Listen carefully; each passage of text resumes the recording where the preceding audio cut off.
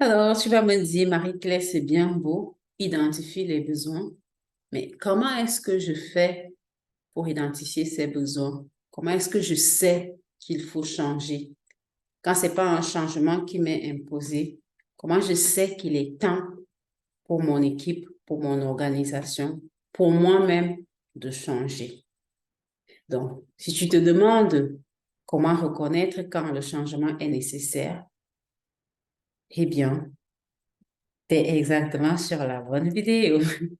Bonjour à toi et bienvenue sur notre chaîne. Je suis Marie-Claire Ibalé, si tu ne me connais pas encore. Et aujourd'hui, je t'offre 5 conseils pratiques avec des exemples à l'appui pour savoir quand il faut changer. Premièrement, écoute les feedbacks et les suggestions. Alors, on aime souvent croire qu'on connaît tout, qu'on a la science infuse, qu'on maîtrise, comme on dit chez nous au Cameroun. Mais la plupart du temps, on ne peut pas maîtriser tout. Par conséquent, il est important de prendre des feedbacks et des suggestions des autres pour savoir comment s'améliorer et comment se réinventer. Alors, quelques moyens pour le faire sont du brainstorming, des boîtes à suggestions ou des mails anonymes de suggestions, des entretiens individuels, des sondages pour recueillir les opinions et les idées des employés, des clients, des bénéficiaires, des fournisseurs, des partenaires de mise en œuvre ou euh, extérieurs. Leurs perspectives, en fait, peuvent révéler des besoins de changement auxquels tu n'aurais pas forcément pensé. Par exemple, tu peux donc organiser une réunion d'équipe où chacun est invité à partager ses suggestions d'amélioration et à identifier les domaines où il ressent le besoin de changement. Ces retours, en fait, peuvent t'aider à mieux comprendre les besoins au sein de ton équipe, car les membres de ton équipe peuvent avoir une vision unique des problèmes et des opportunités que toi, tu n'as pas avec toi, ta vision globale. Mais eux, justement, eux, justement, ils vont t'apporter une vision peut-être plus individuelle, peut-être plus de proximité qui va te permettre justement d'ajouter des éléments à ta vision globale et d'avoir une meilleure idée de la situation. Idée numéro 2, analyse les données et les performances. Les chiffres et les performances vont être de très bons indicateurs en fait pour t'aider à savoir s'il faut changer ou quand il faut changer.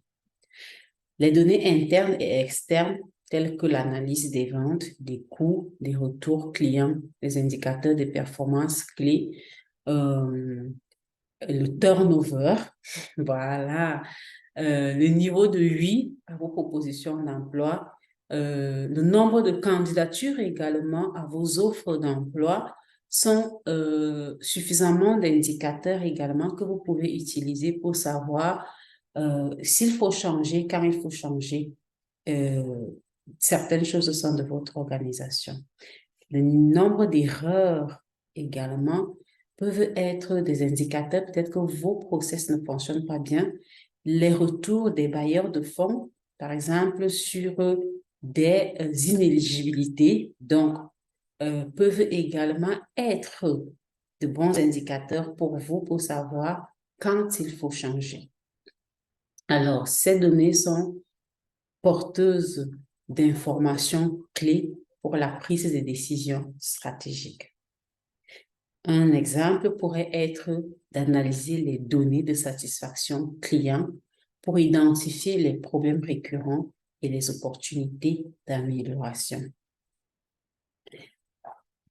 Un autre exemple pourrait être, comme je le disais tantôt, d'analyser les retours bailleurs sur vos différents projets, par exemple, de mise en œuvre et de voir en fonction de ces retours-là, quels sont les domaines où vous avez le plus de difficultés à justifier, par exemple, vos activités, les dépenses, où vous avez le plus d'inéligibilité pour savoir à quel niveau il faut changer.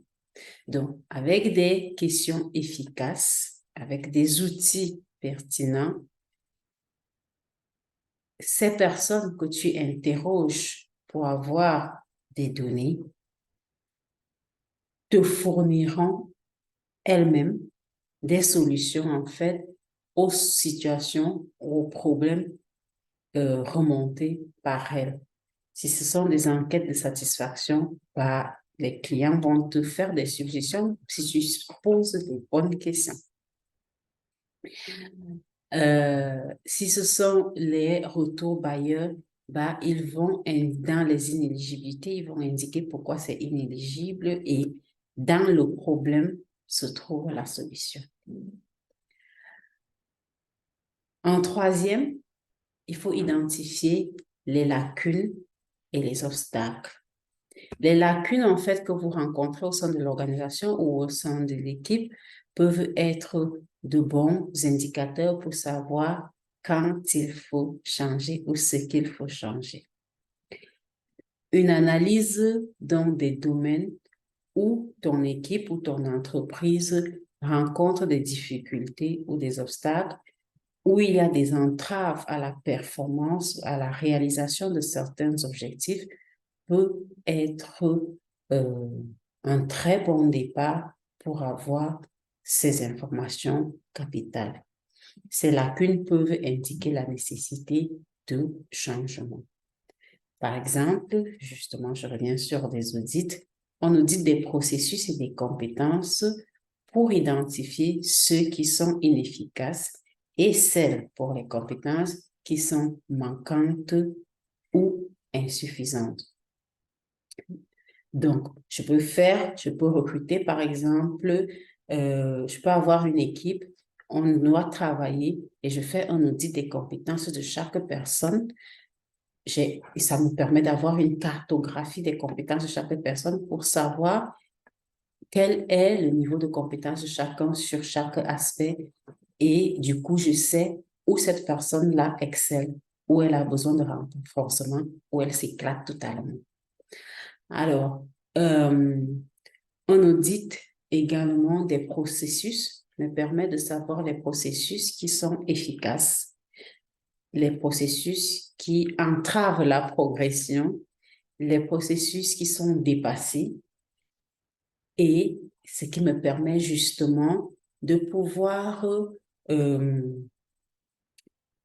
prendre des décisions nécessaires pour améliorer. Pour moi, en fait, un audit, c'est de loin le meilleur moyen ou le meilleur outil qui permet de débusquer les risques ou les sources de limites à la production, à la performance collective. Quatrièmement, donc, en termes de pistes pour savoir quoi changer, quand changer, il faut suivre les tendances du marché. Suivre les tendances du marché, mais également les évolutions législatives.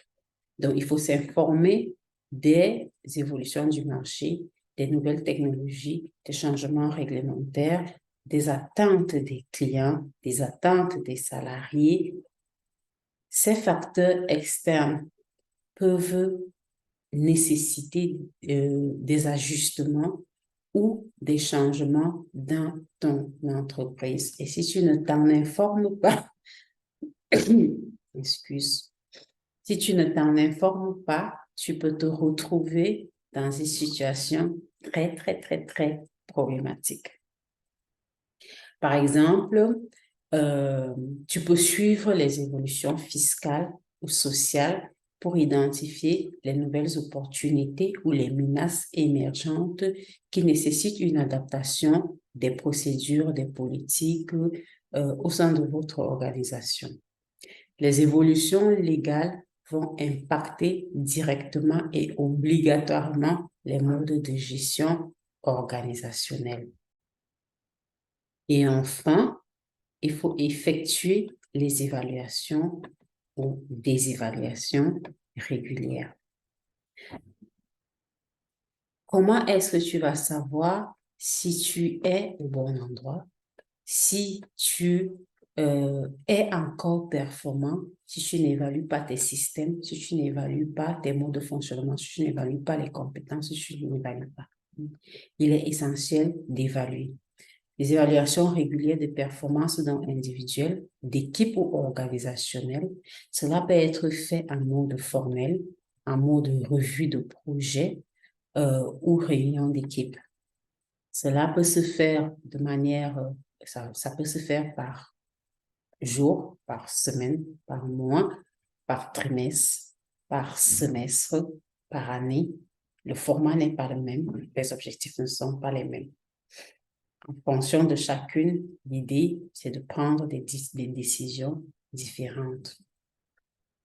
Donc, ces points réguliers permettent d'analyser le parcours effectué, de prendre en compte les évolutions contextuelles et de planifier les prochaines actions.